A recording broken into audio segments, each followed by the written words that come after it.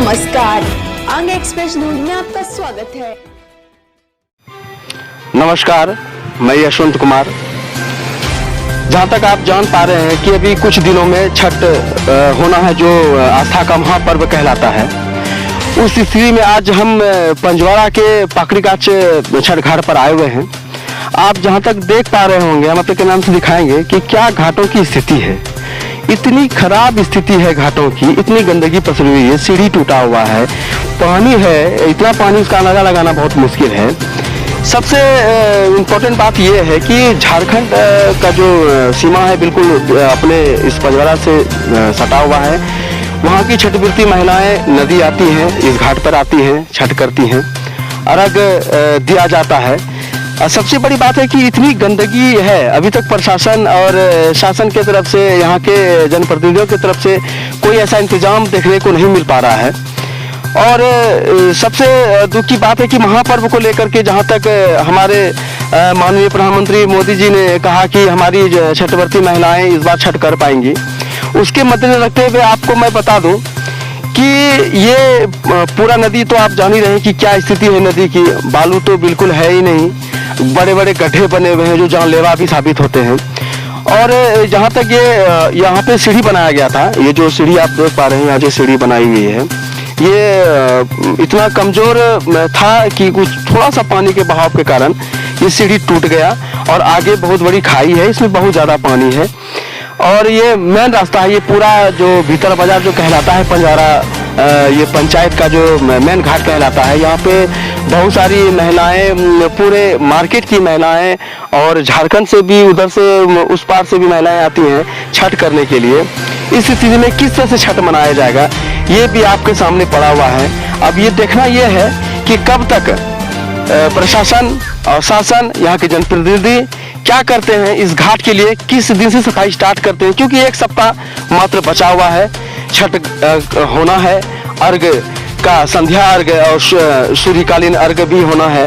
उसको मद्देनजर रखते हुए अब तक कोई व्यवस्था नहीं दिखा पा रहे हैं हम लोग, क्योंकि व्यवस्था है ही नहीं, व्यवस्था किया ही नहीं गया है। अब आगे ये सवाल है कि कब तक, आखिर कब तक ये घाट की सफाई का काम शुरू होगा, कब ये घाट बनाया जाएगा। और ये सारी दुख भरी, मैंने समझ लिया आपकी ये घटनाएं हैं। बहुत दुख की बात है कि सारा प्रशासन, बांका जिला जो है वो काफ़ी मुस्तैदी से अपना काम भी करते हैं, लेकिन जहाँ तक छठ की बात है, उस स्थिति को अगर हम आकलन करेंगे तो ये पूरी की पूरा, जहाँ पूरा घाट जो करीबन हजारों की संख्या में महिलाएं, पुरुष, बच्चा लोग आती हैं यहाँ पर, घर अर्घ का काम होता है, अर्घ दिया जाता है छठ घाट। लेकिन स्थिति इतनी भयावह है कि मुझे बताने में बिल्कुल अच्छा नहीं लग रहा है कि अब तक कोई कार्रवाई किन्हीं की तरफ से नहीं किया गया है।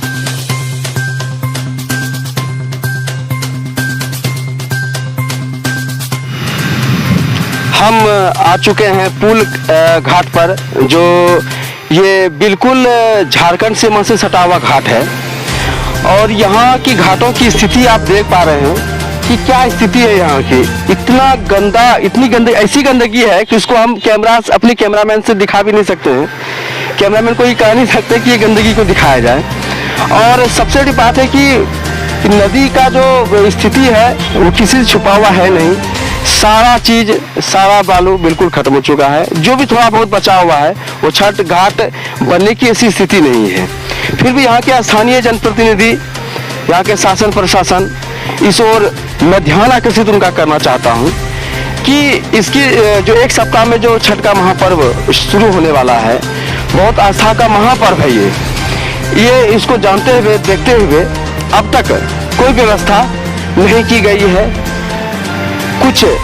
कोई ऐसी प्रतिक्रियाएं जो है, जो प्रशासन से मिल रहा है कि हाँ किया जाएगा, लेकिन अब तक ऐसा कुछ नहीं हुआ है। घाट की स्थिति बहुत दुर्बल हो चुकी है। सारे नदी में मट्टी है।